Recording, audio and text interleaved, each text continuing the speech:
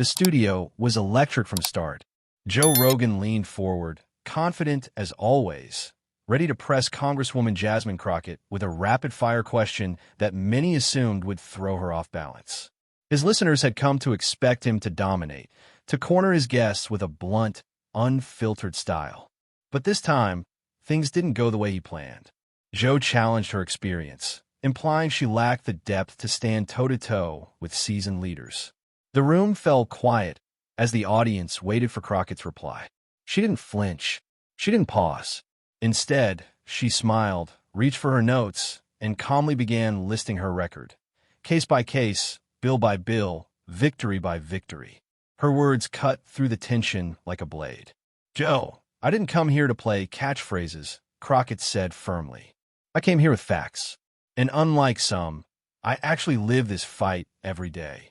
She laid out clear evidence, from her legal background to her legislative record, highlighting policies she had championed and communities she had defended. Rogan tried to interject, but Crockett was unstoppable. Each attempt to redirect the conversation was met with a stronger, sharper point. The studio audience gasped more than once, especially when she flipped his own question back on him, asking what real experience he had in passing laws or standing in front of a courtroom defending people's rights. By the end, Rogan leaned back his chair, his usual dominance fading into silence. The clip would later explode online, with headlines calling it one of the most devastating comebacks ever seen on his platform. Jasmine Crockett hadn't just answered Joe Rogan. She had left him crushed under the weight of her preparation, confidence, and truth. As the cameras rolled, something unexpected happened. At first, the audience had leaned in, waiting for Rogan's trademark takedown. His reputation was built on catching guests off guard, making them stumble in front of millions. But Jasmine Crockett wasn't stumbling. She was rising. When she calmly asked him what laws he had ever passed, the crowd erupted with murmurs, then applause. A few people even stood up, clapping as if they were at a rally instead of a podcast recording. Rogan's face tightened. He wasn't used to losing control of the room. He tried to pivot, talking about freedom of speech, government overreach, and media bias, but Crockett was relentless. She nodded politely, then answered with precision, citing facts and examples that pulled the rug out from under his arguments. "Joe," she said with measured calm, "you have every right to speak your mind. But my job isn't talking into a microphone. My job is defending people when it counts." That's the difference. The studio fell silent again, the weight of her words sinking in. Even Rogan's co-hosts looked unsettled, unsure of how to jump in. This wasn't just a debate. It was a reversal of power. And for the first time, the spotlight wasn't on Joe Rogan. It was on Jasmine Crockett, and she was seizing it with fire in her eyes. Joe Rogan wasn't about to surrender. His pride demanded one final strike. Leaning forward in his chair, he lowered his voice and tried a different tactic, one that had worked countless times before. He questioned Crockett's motives. He suggested she was just another politician chasing attention, hinting that her fiery words were nothing more than a performance. The audience tensed. This was classic Rogan, framing his guest as an actor on a stage. For a moment, it seemed like he might regain control. But Jasmine Crockett was ready. She leaned forward too, her tone steady but razor-sharp. "Joe," she said, "if I wanted fame, I wouldn't be standing in courthouses defending families who can't afford attorneys. If I wanted a stage, I wouldn't be pushing bills that powerful people fight me on every single day. What you call a performance is what I call service. And service doesn't stop when the cameras go off." The studio erupted. The applause was louder this time, breaking the rhythm of Rogan's show completely. His attempt to paint her as shallow had backfired. Rogan sat back, blinking, as if he'd just been checkmated in front of his own fans. For the first time in years, his last push wasn't enough. Crockett hadn't just answered. She had dismantled his argument piece by piece. And the internet would soon make sure the world didn't forget it. The moment the episode wrapped, staffers in the control room already knew what was coming. They had seen viral sparks before, but this was different. The chat feed was blowing up in real time. Viewers were clipping Crockett's words, reposting them before the show had even ended. One particular exchange, Her pointed question about Rogan's experience in lawmaking hit social media like a thunderclap. Within minutes, hashtags with her name were trending. Political commentators, celebrities, and even rival politicians began sharing the clip, praising her composure and delivery. Meanwhile, Rogan's fans seemed split. Some defended him fiercely, but others admitted this was the first time they had seen him completely overpowered. The debate spread like wildfire. Had Joe Rogan finally met his match? Crockett, for her part, didn't celebrate. When asked later about the viral moment, she simply shrugged and said, "I wasn't trying to go viral. I was just telling the truth." But the truth had lit up the internet, and there was no stopping it now. What happened in that studio wasn't staying in the studio. It was about to become one of the biggest political moments of the year. By the next morning, Joe Rogan's phone wouldn't stop buzzing. His producers sent him updates every hour. The Crockett clip had shattered records. It wasn't just trending. It had climbed to the very top of political feeds worldwide. But the headline stung. Crockett silences Rogan. Jasmine's facts leave Joe cornered. Podcast King finally meets his match. On forums and comment threads, even some of Rogan's most loyal fans admitted they had never seen him lose control so completely. Memes flooded social media. Screenshots of him leaning back in silence while Crockett spoke, paired with captions like "game over" and "checkmate." Rogan addressed it briefly on his next show, brushing it off with a laugh. "Hey, sometimes you get hit with a good counterpunch," he said. But the nervous edge in his voice didn't go unnoticed. Meanwhile, Crockett didn't respond to the chatter at all. Instead, she went right back to work, holding press conferences, speaking in Congress, and focusing on her agenda. Her silence on the viral storm only amplified her strength, as if she didn't need to celebrate, because the world was celebrating for her. As the clip continued to dominate headlines, something unexpected began to unfold. Jasmine Crockett's name wasn't just trending, it was becoming a rallying cry. Political commentators who had once overlooked her were now calling her the breakout voice of the year. Clips of her speeches from Congress resurfaced, paired with her fiery exchange with Rogan, painting her as a fearless leader who didn't back down under pressure. Her social media accounts exploded overnight. Thousands of new followers poured in, praising her sharp delivery and calling her the one who finally put Rogan in his place. Supporters began using her words as slogans, repeating her line, "Service doesn't stop when the cameras go off." News outlets framed it as a turning point. Pundits said she had not only outmatched Rogan, but had managed to capture the attention of an audience that rarely tuned into politics. For younger viewers especially, Crockett suddenly looked less like a politician and more like a fighter who could speak their language. Donors began reaching out. Campaigns that had once dismissed her were now seeking her endorsement. The debate wasn't just a viral clip anymore. It was transforming her career. What was meant to be a podcast-sparring match had turned into a launch pad, and Crockett was stepping into the spotlight with momentum no one saw coming. The viral storm didn't just elevate Jasmine Crockett. It gave Rogan's critics fresh ammunition. Columnists who had long accused him of being too aggressive, too dismissive, now had proof they could point to. Editorials appeared overnight with titles like "Rogan's Intimidation Tactics Finally Collapse," and the microphone wasn't enough." Clips of him sitting in stunned silence while Crockett delivered her comeback were replayed on late-night shows. Comedians mocked the moment, sketching him as a fighter knocked out in the first round. For once, the punchline wasn't Rogan's jokes, it was Rogan himself. Even fellow podcasters weighed in.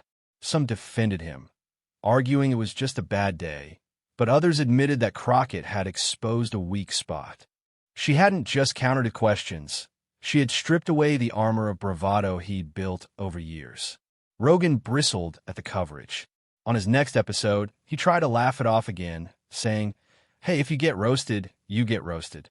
That's the game." But behind the scenes, insiders whispered that he was furious. The loss of control, the shift in narrative, the endless memes, wasn't something he could simply talk his way out of. Meanwhile, Crockett didn't acknowledge him once. Her silence only sharpened the contrast, Rogan scrambling to recover, while she moved forward untouched. And the critics kept pressing, sensing that for the first time, Joe Rogan wasn't untouchable. While Rogan wrestled with the backlash, a different kind of panic spread through the political world. Jasmine Crockett's opponents, many of whom had dismissed her as a rising but limited voice, suddenly realized she had just gained national recognition overnight. Campaign strategists poured over the numbers. Her social media surge, the donations flowing in, the mainstream headlines praising her composure. Some even admitted privately that Crockett had achieved in one viral moment what they had spent millions trying to build: credibility, relatability, and momentum. Behind closed doors, rivals held emergency meetings.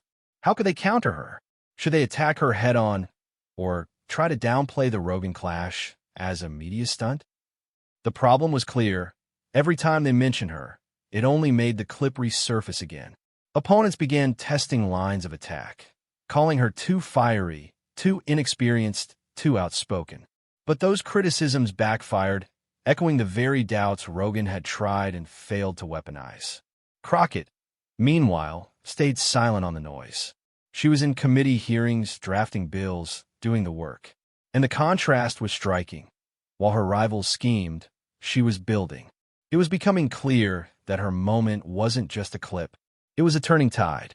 What started as a single fiery exchange on Rogan's podcast was quickly transforming into something larger. Supporters weren't just reposting the clip anymore. They were organizing. Grassroots groups began popping up online, many led by younger voters who felt inspired by Crockett's fearlessness. They created hashtags, digital communities, and even fundraising drives, all pushing the same message. This is the kind of leadership we need. Local activists reported packed town halls where people quoted her lines word for word. At rallies, homemade signs with phrases like "facts over fear" and "service doesn't stop" filled the air. What Crockett had delivered in a podcast studio was now echoing in real streets across the country. Political commentators took notice. They compared the groundswell to the early stages of movements that had reshaped the national stage before. Crockett wasn't just being seen as a sharp debater. She was being cast as a symbol of accountability in an era when many felt leaders were ducking hard truths. Even those who didn't agree with her politics admitted one thing: she had struck a nerve. And unlike so many viral figures who fade when the moment passes, Crockett seemed to be gaining strength the longer the spotlight stayed on her. Even after Rogan publicly admitted she beat him fair and square, the story didn't die down. Instead, Crockett's viral moment began taking on a life of its own, branching out far beyond podcast culture. Cable networks replayed the exchange daily, turning it into a political case study. Media professors called it a textbook example of composure under fire. Debate coaches analyzed her delivery in classrooms, pointing out how she stayed calm, used facts, and flipped the questions back onto Rogan. But it wasn't just the media. Everyday people were quoting her in offices, on campuses, and even at family dinners. Clips of her comeback were turned into motivational sound bites on TikTok, with users overlaying the audio on everything from workout videos to classroom presentations. Her approval numbers in polls spiked. Suddenly, voters who had never heard her name were saying they respected her toughness. Some even admitted they didn't fully agree with her politics, but they trusted her more than most because she spoke with authenticity. Meanwhile, Rogan found himself in an odd position.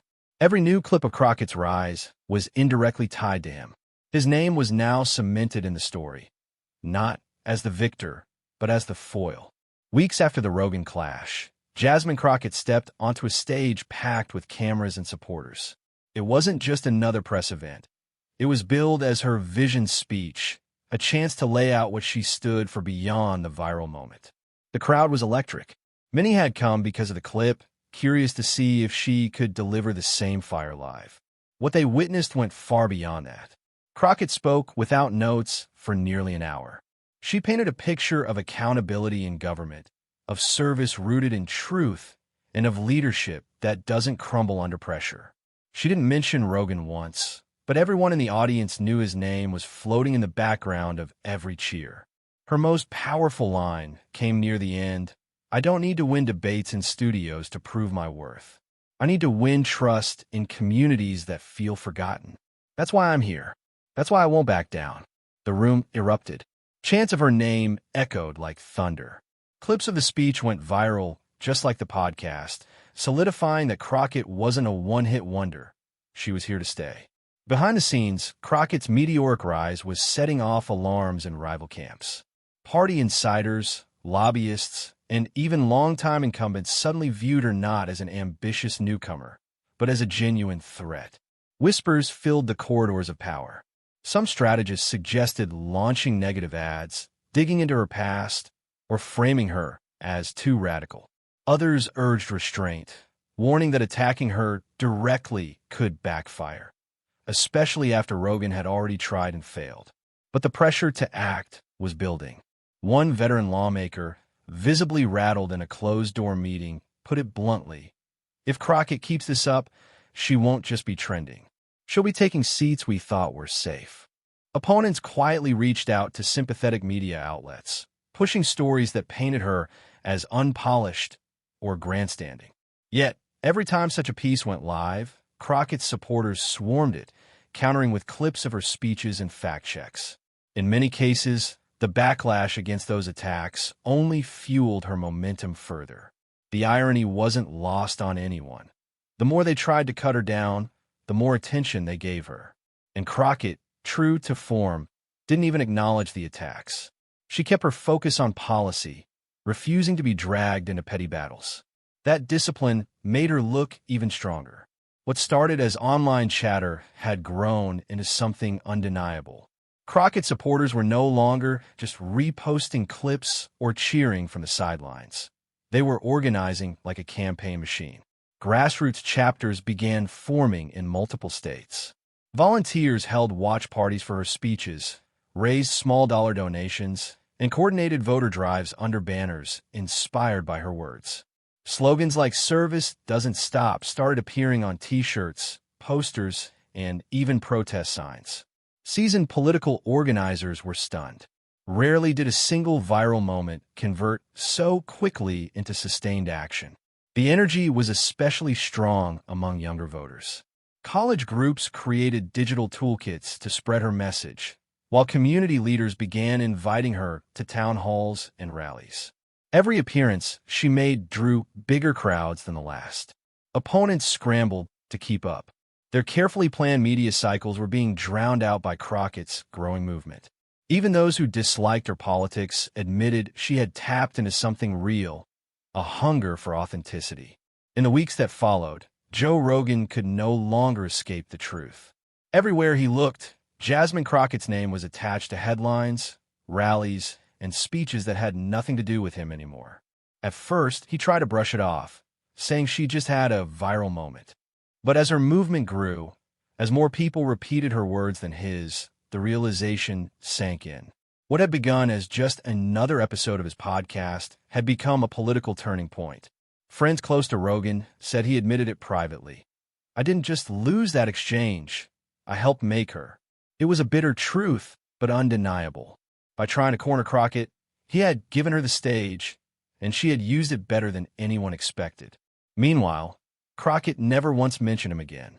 She had outgrown the moment, proving that her power wasn't tied to a podcast clash, but to the people rallying behind her. Every speech, every new supporter, every headline showed she wasn't slowing down.